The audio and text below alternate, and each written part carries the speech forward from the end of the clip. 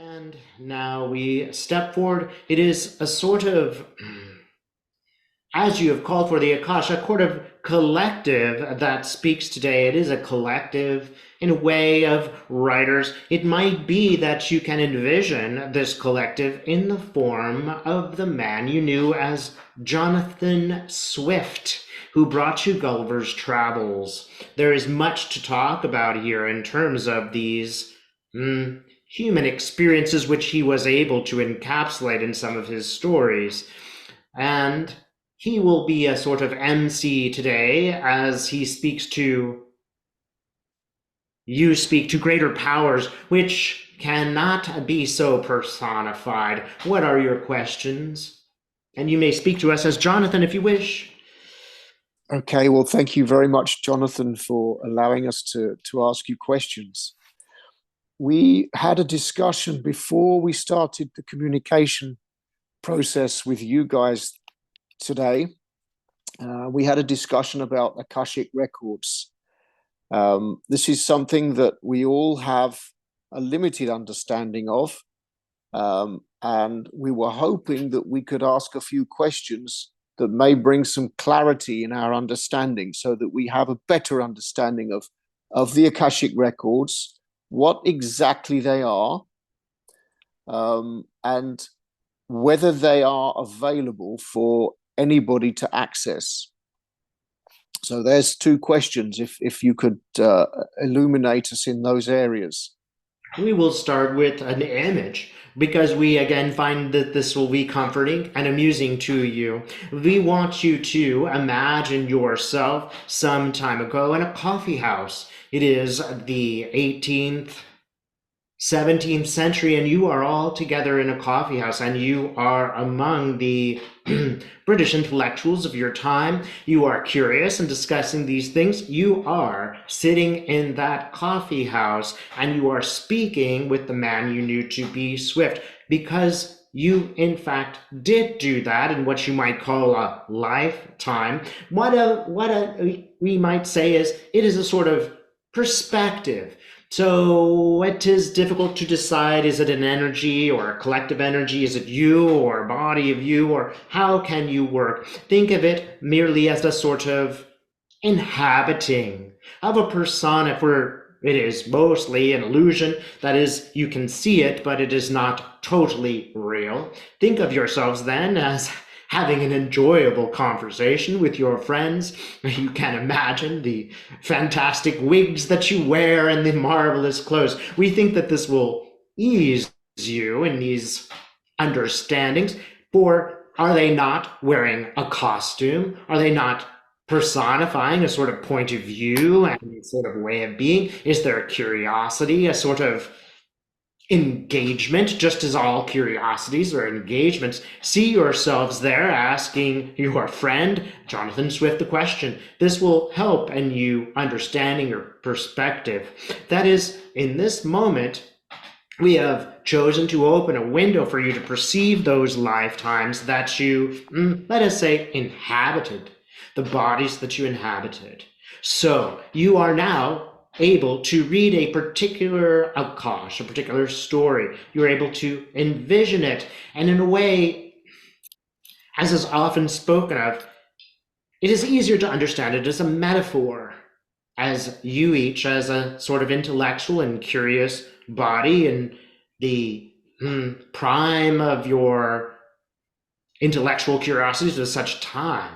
You are inhabiting those spaces so that you can interact and have this conversation. Now we have given you a perspective, a way of understanding and seeing yourselves within such personalities who you, we might say, were. So now you can access them. You cannot necessarily access all of your lifetimes now, for it would not be appropriate. It would be much like the schizophrenia we are talking about. If a person was constantly flitting between one lifetime, one experience and another, they would have difficulty concentrating on this one. So in fact, It is not necessarily healthy for you to read all of the books in the Akashic record at the same time. It is much like, and we find this again quite amusing, for Dave's mother is a librarian. It is much like he did as a child, where he needed to complete a paper, and the night beforehand he would call his mother and say, I need 3 books on the topic of geology. And she would laugh and say, let me guess, this is for tomorrow, is it not? And she would go and find these books. And then he would be able to finish his assignment, but they were only upon his request.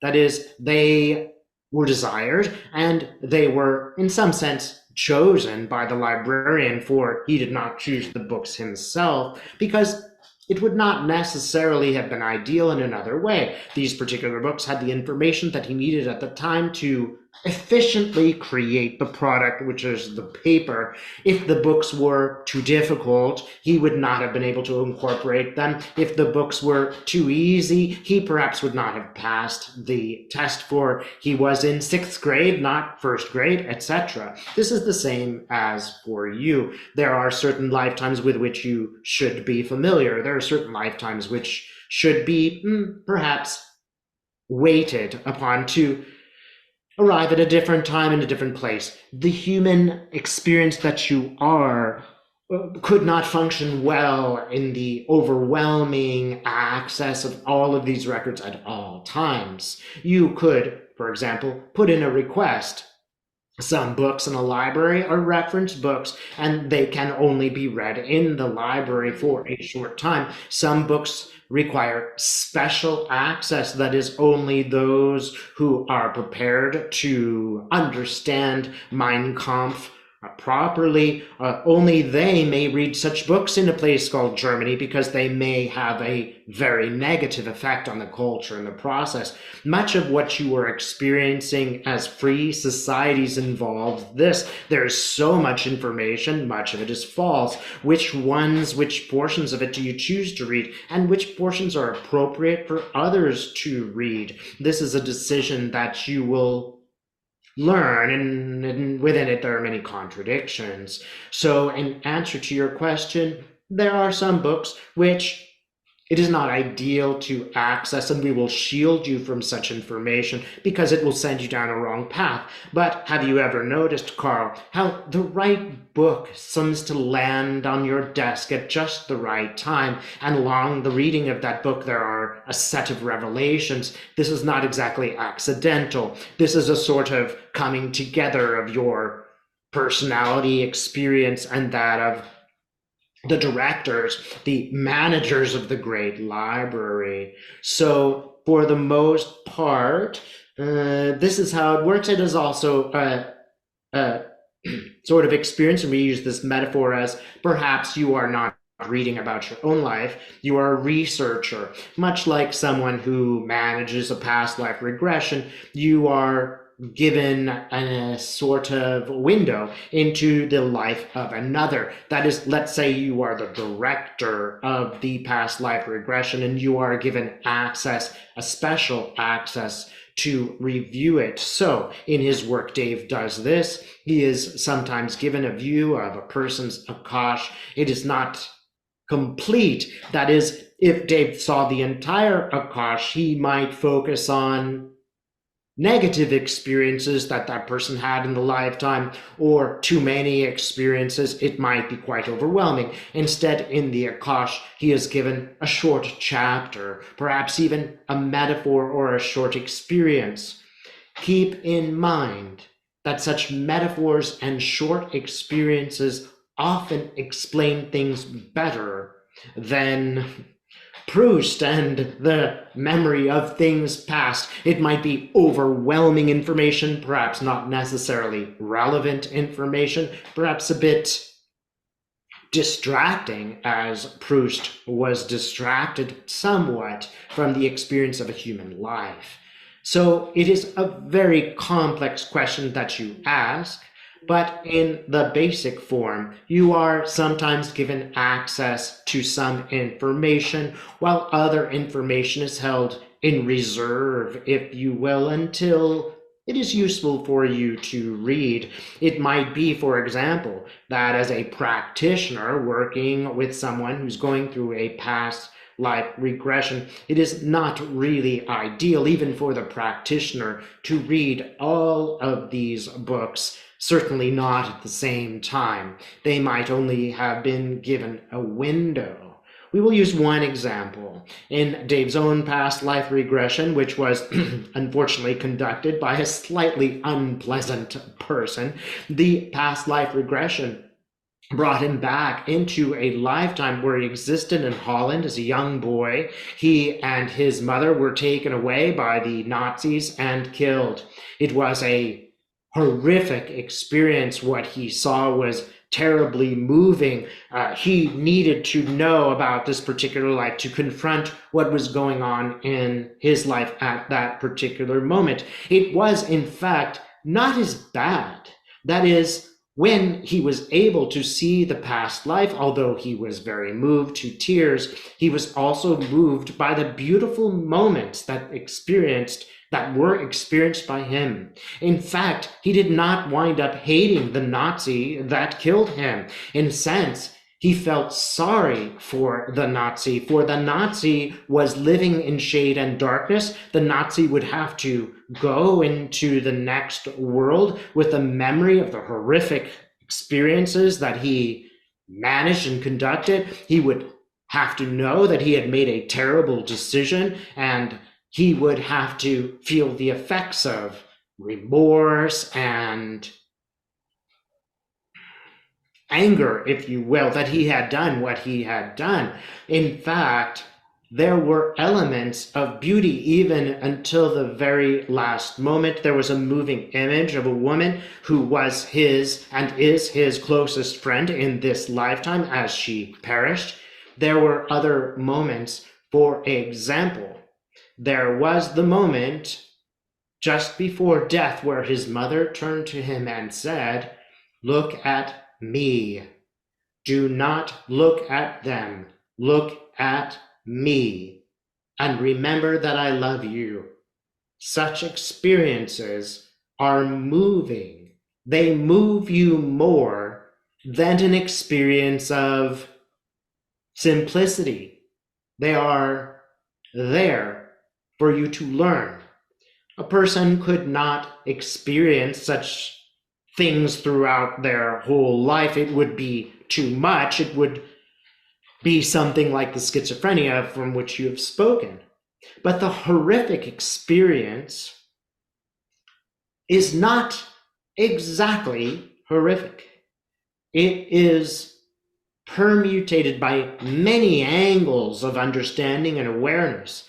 And it was given to Dave at just the time that he needed to understand that. So his righteousness, his anger at certain political events, his deciding who he wants to be in this life is very much affected by the experience that we refer to. Does this answer your question, Carl? It does, yes. Thank you very much. And in answering it, you've actually answered another question that I had, which was, is there a guardian of the Akash? And you've answered that there is a guardian, and we can only access information that we ought to access. Can I ask, is the guardian, is there a discrete guardian or group that are responsible for the Akash, or are we, let's say, guided to the information that we're allowed to access by our guides? So who is the guardian of the Akash? A discrete guardian, or is it our guides?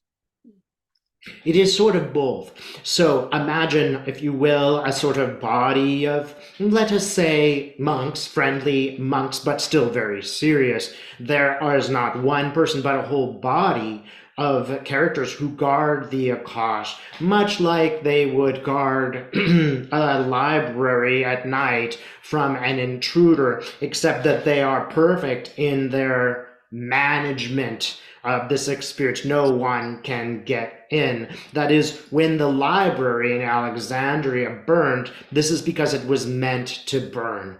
This is because the knowledge that was within those walls was there was potential to use it in a negative way. So it was time for that to end. When you wish to access the Akash, you go with a sort of representative. You might imagine them as we search for terms that are not negative. Let's say that they are an representative. Yes, this is the easiest term for you. You will go with that representative. You will appeal to the librarian. You will ask for the books. She will say yes or no. This work is available or it is not available to you. Or she will say yes, it is available, but you must go up to the third floor and you must present this card to the guardian on the third floor, who decides to some degree whether that is appropriate at this time. So understand that all of these characters are working together. The guardian that presents your requests is interacting in a friendly though professional way with the guardians who protect the work. So is a past life regression an access to the Akash, or is that a different thing? If we have any experience of another entity's existence, is that access to the Akash, or is that a separate thing? We can say that it is the same thing. Okay. So when you go and you seek the Akash of another, it might be that there is just the book. You see only the cover. However, the request is made to look in more deeply, to read these books a little bit more deeply. That is, we put in these requests, but they are received. It is important for you to know that the requests are made because of a grand design. That is, you are not requesting spontaneously. You have sort of organized this with the universe, perhaps even while you are sleeping. You have agreed that these are the books that will be available. For example, for Dave's subject today, he will agree along with his client that certain books will be read today. They will be the most useful books that they are to know about for this time. It is interesting to note that even the client beforehand presents Dave with a series of questions. They are also requesting a series of books be opened to them. It is a seamless process. That is, although it might seem incredibly complicated to you, it is not so complicated for us. It is like a well-organized library. We will organize with you, with the client, with others, what books are to be presented and how. Excuse my ignorance and lack of experience in this area, because I have none. But when you speak of books, is this a metaphor for allowing Dave or Bisay or Penny or even me access to actually see and experience events? When you speak of you refer to books continually, but there are no books. Not literally, yes. You have been wise to ask such a question. It's an interesting detail. The other way you might see it is a sort of roll of paper. So sometimes such rolls of paper are perforated and put through a piano and they make music. You could perceive it as a scroll, for example. All of these are metaphors. Yes, metaphors for how things work. They are not literal. Wonderful, thank you. Bisay, I interrupted you twice. Sorry. No, it's okay. But thank you, because I was getting answers as you were going along, and I just I'm going to kind of go over the ground you went on, you elicited from Dave, Carl, but a little more pointed.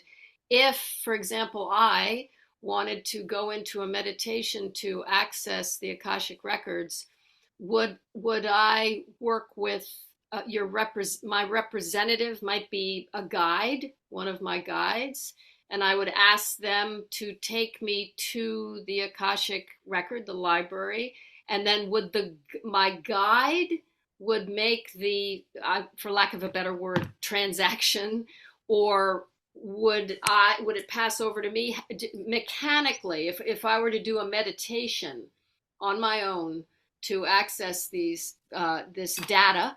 How might I do that? Well, it is a wise way to think of the guide as a sort of protection bubble. That is, it would not be ideal for you just to bump into the Akash and start rooting around and finding things. Again, this refers a bit to the schizophrenia that you spoke of. The schizophrenia simply does not have the guide, and they are reading this book and that. Those pages are never finished. It is like 20 magazines right before one. So it is wise to have the guide, for they will create a sort of protective bubble. They will help you, much like a sort of assistant or teacher, to focus the goal. Which book do you want to read and why? We might even say to you, before this session, you prepared questions. Without the questions prepared, there would be nothing to ask. You would simply get to us and we might babble about subjects which are not necessarily useful for you today. In the moment when you are forming the questions, we are forming a useful answer. Understand that this is a two-spirit process. It is not one, it is not the other. You are working together. The spirit that speaks now is learning how to speak to you, and you are learning how to speak the spirit. So you are going to your guide, if you will, and saying, is it appropriate right now for me to read such a book? And they are saying yes. However, we must cloak you in the device. Remember, as you enter the library, there are certain behaviors that must be utilized. You do not root around in books that are not your business. You have requested a book. You should not chatter in the library while others are trying to focus. There are many rules, just rules which we could say are more metaphorical. Metaphorically, it is safer for you to go into the perspective bubble that exists with your guide, that they will guide you and keep you safe and say, no, these books are not for you to access right now. This book is appropriate. Perhaps we will take the same subject from this author as opposed to this author because it is more appropriate for you today. All the books are relevant, but this one is the most relevant for you. And then in this protection, you go and you speak to those who guard the Akashic record, and there's a bit of negotiation going on. This is more just to be certain. Your guide wants to have another to confirm because they are also learning, they are also students. Let us say that they are the graduate student and they come with you to the principal and they work out what should be done. The graduate student needs confirmation to make sure that they are also not in error. For again, they are also learning. They have not completed the college. They go to this body and there is something like an agreement or a conversation. It's strange to put it in this way because you have hierarchies. It's not such a hierarchy. It's just that we are all taking a certain role. You have a limited experience as a human. It is like this. We have an expanded experience. This is like this. We have a protective guide and their experiences somewhere between the limited and the expanded. And you all sort of work together in a perfect harmony. And this is the most difficult thing for you to understand or explain, this incredible harmony that works throughout the universe. It is a bit beyond expression except to use metaphors like library and graduate student, etc. It is a sort of beautiful golden form which goes far beyond your analytical understanding of the universe. Does this answer your question? Yes, yes, thank you. I will do that. We are open to other questions. Can you, sorry, can you access information that you could really use in this lifetime from your own story? Like, for example, if say, for example, Carl was looking to expand his psychic abilities, could he use the Akashic records to do that? Carl does do this, and so do you. When you choose the day that lies before you, when you go to sleep and you wake up the next day, to a great degree, the experiences that you're having, we might say to 100% degree, the experiences that you're having are ones that you have chosen. So, Carl may go to a library and he may say, I'm feeling a little bit conservative today. I would like to read a book that informs but does not blow my socks off. I want to read something that is reasonable, for I'm a human, I still live on Earth, and we should just say, there is nothing wrong with choosing such a book. It is just that a person must exist on the planet Earth, and they cannot be so totally outside of the earth that they do not feed and clothe themselves. Again, this goes back to the schizophrenic. So Carl is not unreasonable should he choose a particular book today that is pushing him a little bit, or entertaining him a little bit, or answering today's questions. It may be that someday Carl decides, I want to choose the book that blows my socks off. I absolutely want to go into the ether. I want to have a total experience of the universe. It is certainly a possibility that he might choose such a book, but he is wise to wait until the right time, until it is convenient. He is wise to decide that he is housed in a human experience and wants to interact with spirit in a particular way. You could, and you do, decide what to experience every day. You could, and you do, decide what books arrive. That is, you order them on Amazon, but sometimes the image of that book just appears before you on the internet, and you know right away, this is the book that I'm to read, and you order it, and then you read it. There is no limit to what you can read in the Akashic. This is, of course, a literal example. You may be speaking more of a spiritual example. That is, you, for example, may wish to access the knowledge of past lives, and you may go and choose and create a ritual way in which you choose, Penny, to read about a particular life and particular information. In some ways, in many ways, what you do every week when you go to the P group is that is what you are choosing. You, Penny, are saying, I would like to learn about this topic today, and can we meet the author of one of these books? And then you, as happens on Earth, ask the author the questions. What about this? What about that? And you learn what you would like to learn today. You could do this on your own, and you will do this on your own as you become more comfortable with doing this. You notice that in the beginning, the first 2 times you did this, it was a bit difficult on your body. You were not used to these things, and there was a little bit of fear and trepidation, and let us also add immense bravery in you doing that, and we wish to congratulate you on your bravery. But these are the broad books, that is, books with a vast scope upon them. They are books that most humans are not really ready to read in this time in their life. Some are. And when you choose that book, this will be available to you if it's right for you at this time. We will not give you a book that would be detrimental to your personality, for example.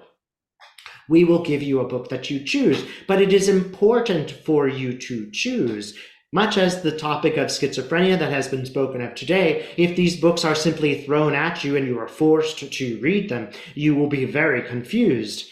Therefore, articulating the question, Penny, I would like to read about steamships today, is extremely important because it prepares you, it makes you ready to read such a book, and it puts the book within your control. Wow, thank you so much. That was well said. Thank you. I'm sorry to interrupt, but Dave, how are you doing? Dave is fine. He is very much enjoying this topic. So, free as you go. But of course, if time is limited, we understand there's no problem. We can always come back. But he is doing quite well.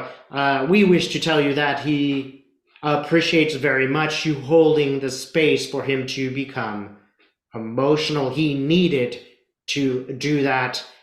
And in some sense, he needed to do that in front of others. This was a useful thing for him to do. He has had difficulty this week because it is hard for humans to accept that tragedies occur.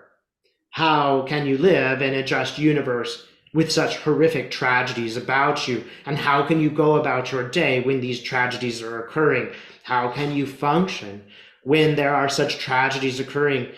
It is a difficult question for you to siphon yourself off, to limit your experience, to go through your day doing what you can do, learning what you can learn, without being so spread about that you are unable to really help or function yourself or anyone. It is a very important question for all of you to ask, because you do have a strong sense of empathy for others, and it is a daily process for you to focus on things that you can do rather than spend your time carrying the weight of all of the unhappiness of the universe. Dave sometimes feels obliged to carry the weight of every problem that he comes across, as if he were some kind of miracle worker, or as if it was